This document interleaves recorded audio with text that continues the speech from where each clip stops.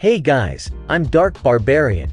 Today we are making a Town Hall 5 hybrid base. As many of you may already know, a hybrid base is a base that has features of both trophy and farming, so it will help you in gaining trophies while saving your loot. I have a lot to discuss about this base on why it's so good in the base analysis part of the video, which will answer all your questions regarding this base. As you'll understand why I'm placing certain buildings in certain places, so don't forget to watch it, as it will not only help you in understanding the base design, but also teach you the basics of base building, which will help you in choosing a great base design as you move forward in the game. So I will see you guys after the speed build.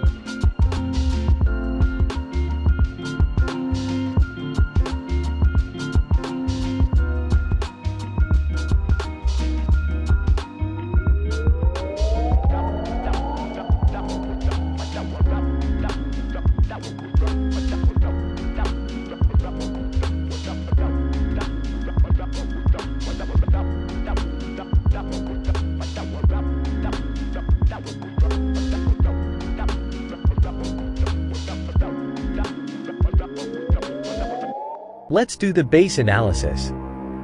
First of all, the town hall is well protected in the center, which is one of the basic rules to keep in mind while making a hybrid base, as we want to protect that 1 star and the loot in it. Now coming to the defenses.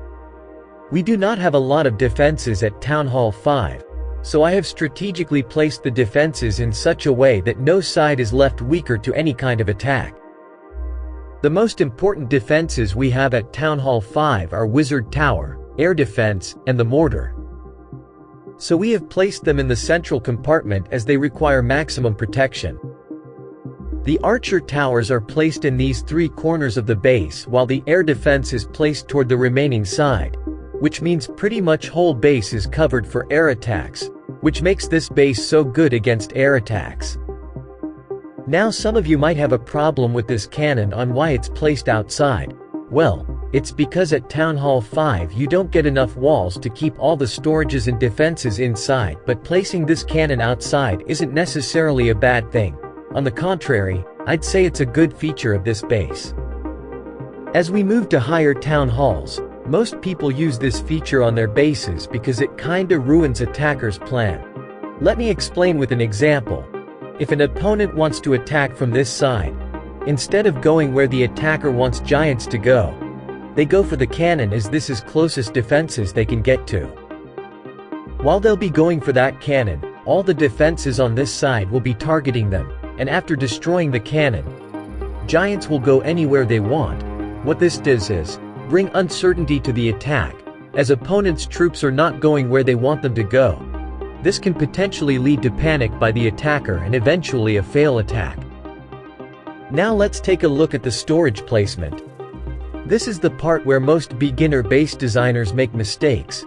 They think that in order to save the loot they should place all the storages in the center while defenses in the outer compartment, and I completely disagree with that. In my opinion, there should be a balance in placing storages.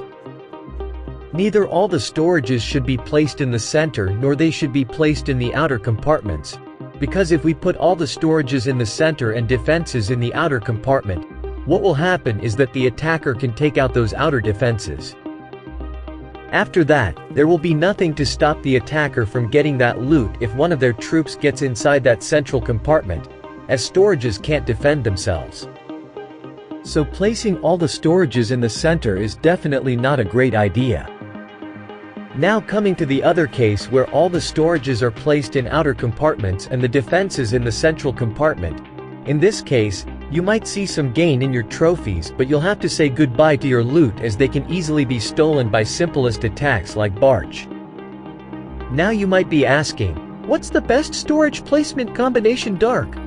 The best is the one we are using on this base, where your most important defenses are placed in the center and the storages are placed away from each other at places where they are quite safe, and the not so important defenses are placed in the outer compartments. What this does is save your loot while giving your main defenses protection and time, as the troops will get stuck on the storages as they have high hit points. We have also placed storages alternatively, so that if one side of the base gets destroyed we don't lose that one type of storages fully. If the attacker wants gold, they'll have to take out the whole base in order to get all your gold. Now let's take a look at the traps placement. We do not have a lot of traps at Town Hall 5, but whatever we had, I made sure we must utilize them fully, so the spring traps are placed in the central compartment. The reason for placing them here is because this is the path where attackers' giants are most likely to pass from, so you will certainly take out some of the giants every single time as there is no way to avoid it. The air bombs are quite important at Town Hall 5 to stop balloon raids, so we have placed them in the core of the base close to the air defense and wizard tower. The bombs outside are placed there for a reason. According to the observation of many attacks, most people are likely to start their attack from these two sides. So we have placed those bombs there, so that if attackers deploy their wall breakers, they'll die out because of these bombs and the giants will get stuck on walls while our defenses will be targeting them. Those bombs also help in countering spam attacks like Barch, mass goblins, etc. Now coming to the outer buildings, you can place them according to your choice, just don't put the same type of collector altogether, otherwise opponents will steal loot from these easily. One last important thing about this base, or any Town Hall 5 base in general, is that this base will easily counter almost all Town Hall 5 strategies if the attacker doesn't use clan castle troops.